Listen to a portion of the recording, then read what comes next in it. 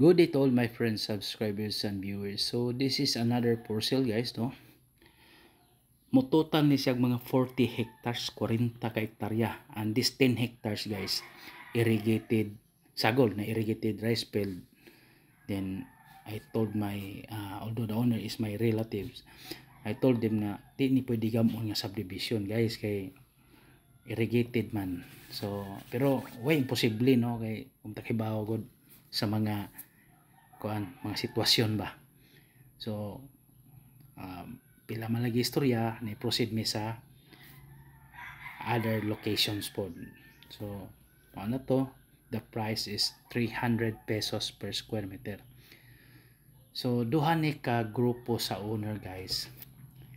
Ang isa mo tong dunay irrigated rice field nga 20 hectares, then the other one dili na irrigated.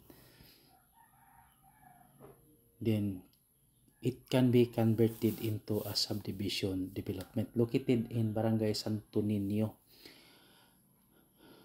Talibon, Bohol, a northern part of Bohol province. Northern part of Bohol province. Adjacent ni sa next town is Hitapi, Bohol, no? Hitapi na ay mga daghan nga boats or ferry going to Cebu in just 1 to 2 hours. Mga 2 hours yun. Ayaw lang po ng 1. So mo ni siya guys, this is ideal for a subdivision.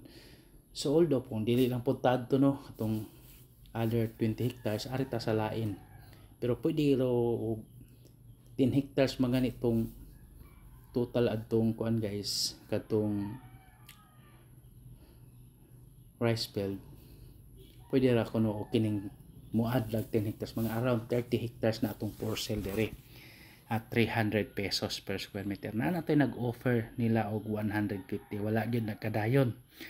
Kay siyam ni kaigsuon, it's 9 years or 9 ka brothers and sister ang mupirma. So ang uban musugot, ang uban dili. Pero mingon mo sa ang uban nga may problema di mahalin naman ni mga anak. So we have children even if it cannot be sold out. So mo na istorya guys ha. Mo na istorya sa akong parente. So mo na mangita tag subdivision development, ideal sa ni kay Santo Niño is just around mga more or less nara ginis mga 5 to 6 kilometers away from town proper. Nya kini nga property is just around 2 kilometers from National Highway. Ay butang lang 2.5, di po ko maabot ni og 3 kilometers. Nara gini siya sa mga 2 kilometers. So mao na siya guys no. Atong gi kuan ang property. So mao na ni siya no, ang highway. Makita ra magin nato no. For inquiries, just contact me and please subscribe our YouTube channel. I repeat, total of 20 to 40 hectares at 300 pesos per square meter, located in Barangay Santo Niño, Talibon, Bohol.